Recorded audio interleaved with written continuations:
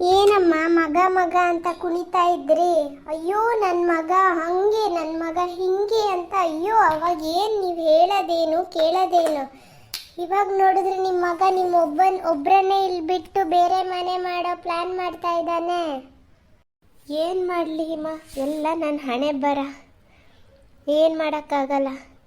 ಅವಳಿಗೆ ಇಲ್ಲಿ ಬಂದೇನೋ ಅಡ್ಜಸ್ಟ್ ಆಗೋಕ್ಕಾಗಲ್ಲಂತೆ. ನಂಗೆ ನಿಮ್ಮಮ್ಮ ತುಂಬ ಟಾಂಟ್ ಹಾಕ್ತಾರೆ, ಹಾಗೆ ಹೀಗೆ ಅಂತ. ಅಯ್ಯೋ ಜಾಸ್ತಿನೇ ಹೇಳಿದಾಳೆ ಏನೋ ಗೊತ್ತಿಲ್ಲ. ಇವನಷ್ಟು ಹೇಳ್ದ, ಅವಳಿಗೆ ಇಲ್ಲಿ ನಿನ್ನ ಜೊತೆ ಅಡ್ಜಸ್ಟ್ ಆಗೋಕ್ಕಾಗಲ್ವಂತೆ ಅಮ್ಮ, ನನಗೆ ಹೆಂಡತಿ ಬೇಕು, ನಾನು ಬೇರೆ ಮನೆ ಮಾಡ್ತೀನಿ ಅಂದ. ಆಯ್ತು ಸರಿ ಹೋಗಪ್ಪ ಅಂದೆ. ನಾನಂದೆ, ನೋಡಪ್ಪ ನಿಮ್ಮಪ್ಪ ಏನು ಆಸ್ತಿ ಮಾಡಿದಾರೋ ಅದೆಲ್ಲ 2 ಭಾಗ ಆಗಬೇಕು. ಬರೀ ನಿನಗೆ ಮಾತ್ರ ಅಲ್ಲ, ಹಿಮಗೂ ನಿನಗೆ ಎಷ್ಟು ಹಕ್ಕಿದೆ ಹಿಮಗೂ ಅಷ್ಟೇ ಹಕ್ಕಿದೆ. ಈ ಮನೆಯಿಂದ ಏನು ತಗೊಂಡು ಹೋಗಂಗಿಲ್ಲ, ನೀನು ತಗೊಂಡು ಹೋಗ್ತೀಯ ಅಂದರೆ ಹಿಮಗೂ ಕೊಡಬೇಕು ಅಂತ ಅಂದೆ. ಅದಕ್ಕೆ ಅವಳಿಗೆಲ್ಲ ಮದುವೆ ಮಾಡಿ ಕೊಟ್ಟಾಗಿದೆಯಲ್ಲ ಅಮ್ಮ ಅಂದ. ಅವೆಲ್ಲ ಕತೆಗಳು ಹೇಳ್ಬೇಡ ನನ್ನ ಹತ್ರ ಅಂತ ಅಂದೆ. ಆಯಿತು ಸರಿ ಕಳಿಸ್ತೀನಿ, ಆಯಿತು ಸರಿ ಬಿಡು, ಅವಳಿಗೆ ಏನು ಬೇಕೋ ಅವಳು ತಗೊಂಡು ಹೋಗಲಿ, ಇಲ್ಲದೇ ಇದ್ದರೆ ಈಗ ಸದ್ಯಕ್ಕೆ ನಾನು ಏನು ತಗೊಂಡೋಗಲ್ಲ, ಇಲ್ಲೇ ಇರಲಿ ಅಂದ. ಆಯ್ತು ಸರಿ ಕಣಪ್ಪ, ನಿಂಗೆ ಅಷ್ಟು ಎಲ್ಲರಿಗಿಂತ ಹೆಂಡ್ತಿನೇ ಬೇಕು ಅಂದರೆ ಹೋಗು ಅಂತ ಅಂದೆ. ಆಮೇಲೆ ಹೇಳಿದ್ದೀನಿ, ಮತ್ತೆ ಕುಣ್ಕೊಳ್ತಾ ಅಲ್ಲಿ ಅವಳ ಜೊತೆ ಇರೋಕ್ಕಾಗಲ್ಲ ಅಂತ ಇಲ್ಲಿಗೆ ಬಂದರೆ ಮಾತ್ರ ನಾನು ಸೇರಿಸಲ್ಲ ನೋಡು ಅಂತ ಅಂದಿದ್ದೀನಿ. ಹ್ಞೂ ಅಮ್ಮ, ಕರೆಕ್ಟಾಗಿ ಹೇಳಿದ್ದೀರಾ. ಅವತ್ತು ನನಗೂ ಅಷ್ಟೇ ಫೋನ್ ಮಾಡಿದ್ನಪ್ಪ, ನಾನು ಏನೋ ಫೋನ್ ಮಾಡಿಬಿಟ್ನಲ್ಲ ಅಪರೂಪಕ್ಕೆ ಅಂತ ಖುಷಿಯಾಗಿತ್ತು. ಏನಣ್ಣ ಅಂತೀನಿ, ಅದೇ ಹೀಗೆ ಹಿಮ ಬರಬೇಕು ಅಂತ ಇದ್ದಾಳೆ, ಆದರೆ ಅವಳಿಗಿಲ್ಲ ಅಡ್ಜಸ್ಟ್ ಆಗೋಕ್ಕಾಗಲ್ಲಂತೆ ಅಮ್ಮನ ಜೊತೆ, ಹಾಗಾಗಿ ನಾನು ಬೇರೆ ಮನೆ ಮಾಡ್ತೀನಿ, ಹಾಗೆ ಹೀಗೆ ಅಂತ ಅಂದ. ಏನಾದ್ರು ಮಾಡ್ಕೊ ಅಂತ ಅಂದು ಫೋನ್ ಇಟ್ಟೆ ನಾನು. ಹ್ಞೂ, ನಾನು ಅದೇ ನಿರ್ಧಾರ ಮಾಡಿಬಿಟ್ಟಿದ್ದೀನಿ, ಅರ್ಧ ಮಾಡಿಬಿಡೋಣ ಅಂತ. ಯಾವುದು ಪಿತ್ರಾರ್ಜಿತ ಆಸ್ತಿ ಏನಿಲ್ಲ. ಪಿತ್ರಾರ್ಜಿತ ಆಸ್ತಿ ಆದರೆ 2 ಭಾಗ ಆಗಬೇಕು. ಇದೆಲ್ಲ ಸ್ವಯಾರ್ಜಿತ ಆಸ್ತಿ, ಎಲ್ಲ ನೀನು ಅಪ್ಪ ಮಾಡಿದ್ದು. ಕೊಟ್ಟರು ಕೊಡ್ಬೋದು, ಬಿಟ್ಟರು ಬಿಡ್ಬೋದು, ನೋಡ್ತೀನಿ.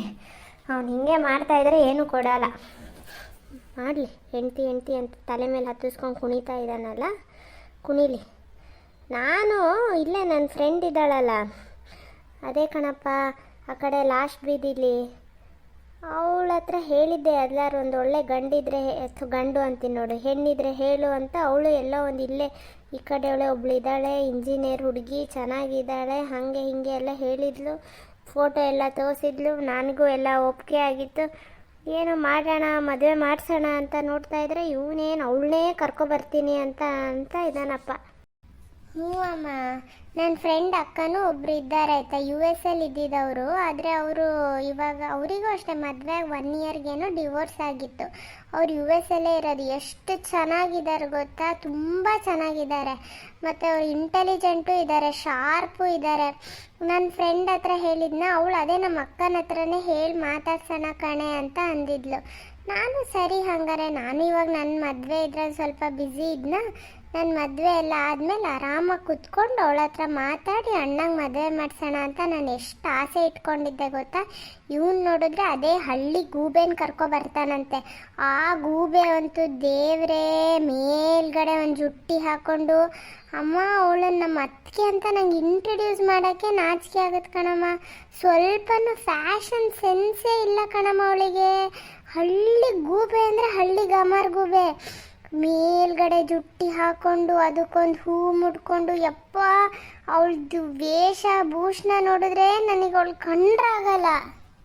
ಹ್ಞೂ, ಅದೇ ಬೇರೆ ಮನೆ ಮಾಡ್ತೀನಿ ಅವಾಗ ನಾನು ಅದೇ ಅಂದೆ, ಈ ಏರಿಯಾದಲ್ಲೆಲ್ಲೂ ಬೇರೆ ಮಾಡಬೇಡ ಕಣಪ್ಪ, ಸ್ವಲ್ಪ ದೂರನೇ ಮಾಡ್ಕೊ. ಯಾಕಂದರೆ ಇಲ್ಲೆಲ್ಲ ನನ್ನ ಫ್ರೆಂಡ್ಸು, ನಿಮ್ಮಪ್ಪನ ಫ್ರೆಂಡ್ಸು ಎಲ್ಲ ಇದ್ದಾರೆ. ಅವ್ರ ಹೆಂಡತಿಯರು, ಅವ್ರ ಮಕ್ಕಳು ಹೆಂಡ್ತಿಯರು, ಅವ್ರ ಸೊಸೆದಿಕ್ಳು, ಅವ್ರ ಮಕ್ಕಳು ಎಲ್ಲ ಇರೋದು ನೋಡಿಬಿಟ್ರೆ, ನಿನ್ನ ಹೆಂಡ್ತಿನ ನೋಡಿದ್ರೆ ಯಬ್ಬ ಯಾರಿದು ಕೆಲ್ಸದ ಹುಡುಗಿನ ಮದುವೆ ಮಾಡಿಸಿದ್ದೀರಾ ಹೇಮಂತ್ಗೆ ಅಂತ ಕೇಳ್ತಾರೆ.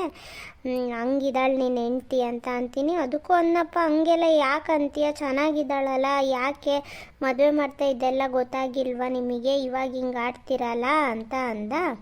ಅದಕ್ಕೆ ಮದುವೆ ಮಾಡ್ತಾ ನಮಗೇನು ಗೊತ್ತಿತ್ತಪ್ಪ, ಇವಾಗ ಏನು ಆಗಲ್ಲ, ಬೇಡ ಅಂತಲೇ ಅಲ್ವಾ ಬಿಟ್ಕೊಂಡು ಹೋಗಿರೋದು, ಮತ್ತೆ ಯಾಕೆ ಹಿಂಗೆ ಆಡ್ತಿದ್ಯಾ ಅಂತ ಅಂದೆ.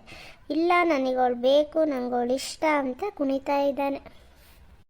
ಅಯ್ಯೋ ಅಷ್ಟೇ ಅಲ್ಲ, ಅಲ್ಲಿ ನಮ್ಮ ದೊಡ್ಡಮ್ಮನ ಮೊಮ್ಮಗನ ಅದೇ ಊರಲ್ಲಿ ಅದೇ ಊರ ಹತ್ರದಿಂದ ಅವನ ಹೆಂಡ್ತಿಗೆ ಮದುವೆ ಮಾಡಿಸಿದ್ದು.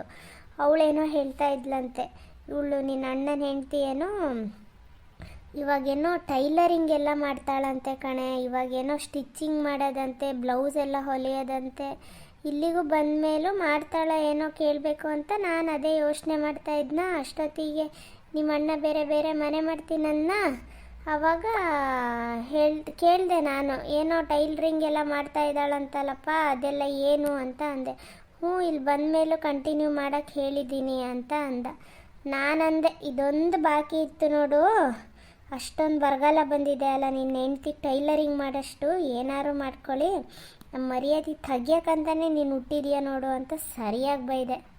ಅದಕ್ಕೂ ಅಂತಾನೆ ಟೈಲರಿಂಗಲ್ಲಿ ಏನು ತಪ್ಪಿದೆ ಕಣಮ್ಮ, ಅದು ಒಂದು ಕೆಲಸ ಅಲ್ವಾ, ಇವಾಗೆಲ್ಲ ಫ್ಯಾಷನ್ ಡಿಸೈನಿಂಗ್ ಅಂತ ಕೋರ್ಸೇ ಮಾಡಲ್ವಾ, ಏನಕ್ಕೆ ಹಂಗೆ ಕಂಡಮ್ ಮಾಡ್ತೀರಾ, ಹಾಗೆ ಹಿಂಗೆ ಅಂತ. ಅಯ್ಯೋ ಅಯ್ಯೋ ಅಯ್ಯೋ, ಅವನ ಹೆಂಡ್ತಿಗೆ ಏನು ಸಪೋರ್ಟ್ ಮಾಡ್ಕೊಂಡು ಮಾತಾಡೋದು ನೋಡಿಬಿಟ್ರೆ, ಛೀ ಯಾಕ್ ಅಮ್ಮ, ವಾಟ್ ಯು ಆರ್ ಟೆಲ್ಲಿಂಗ್, ಛೀ ಟೈಲರಿಂಗ್ ಮಾಡ್ತಾಳಂತ. ಯಬ್ಬಾ, ನಮ್ಮನೆಗೆ ಹೆಂಗಸೆಲ್ಲ ಬಂದು ರೌಕೆ ಹೊಲ್ಕೊಡ್ರಿ ಅಕ್ಕವ್ರೇ, ಕುಪ್ಸ ಹೊಲ್ಕೊಡ್ರಿ ಅಕ್ಕವ್ರೇ ಅಂತ ಹೇಳ್ತಾರ. ಓ ಮೈ ಗಾಡ್, ಡಿಸ್ಗಸ್ಟಿಂಗ್. ಹೂನೆ, ನನಗೂ ಅದೇ ಅಸಹ್ಯ ಅನಿಸ್ತು. ಅದಕ್ಕೆ ಹೇಳಿದ್ದೀನಿ, ಹೆಂಗೂ ಬೇರೆ ಮನೆ ಮಾಡ್ತೀನಿ ಅನ್ನ, ಇಲ್ಲೆಲ್ಲೂ ಹತ್ರದಲ್ಲಿ ಮಾತ್ರ ಮಾಡಬೇಡ ಕಣಪ್ಪ ಅಂದಿದ್ದೀನಿ. ಅಮ್ಮ, ನಂಗೆ ಅವಳನ್ನು ನೋಡಿದ್ರೇನೆ ಇಂಟ್ರೊಡ್ಯೂಸ್ ಮಾಡಿಸ್ಬೇಕು ಅನ್ಸಲ್ಲ. ಇನ್ನು ನನ್ನ ಫ್ರೆಂಡ್ಸ್ ಹತ್ರ ಎಲ್ಲ ಇವಳು ಬ್ಲೌಸ್ ಹೊಲಿತಾಳೆ, ಲಂಗ ಹೊಲಿತಾಳೆ ಅಂತ ಹೇಳ. ಅಯ್ಯೋ ಮೈ ಗಾಡ್, ನಮ್ಮ ಅಣ್ಣಗೆ ಏನಾಗಿದೆ ಅಮ್ಮ, ಶೀ ಸೀರಿಯಸ್ಲಿ. ಅಲ್ಲ, ಅವಳು ಏನಂತ ನಮ್ಮಣ್ಣ ಹೋಗೋ ಕರ್ಕೊ ಬರ್ತಾ ಇದ್ದಾನೆ ಅಂತ ಅವಳು ಬಿಟ್ಟೋದಾಗ ನನಗೆ ಎಷ್ಟು ಖುಷಿಯಾಗಿತ್ತು ಗೊತ್ತಾ. I was like so happy, ಪೀಡೆ ತೊಲಗ್ತು ಅಂತ. ನೋಡಿದ್ರೆ ನಮ್ಮಣ್ಣ ಮತ್ತೆ ಹೋಗಿ ಕರ್ಕೊ ಬರ್ತಾನಲ್ಲ, ಶೀ ಅವ್ನಿಗೆ ಏನಾಗಿದೆ, ಅವಳು ಏನು ಮೋಡಿ ಮಾಡಿದ್ದಾಳೆ ಅಂತ. ನೋಡಕ್ಕೆ ನನಗೆ ಬ್ಯೂಟಿಫುಲ್ ಆಗಿ ಫಿಗರ್ ಆಗಿದ್ದಾಳ, ಅದು ಇಲ್ಲ.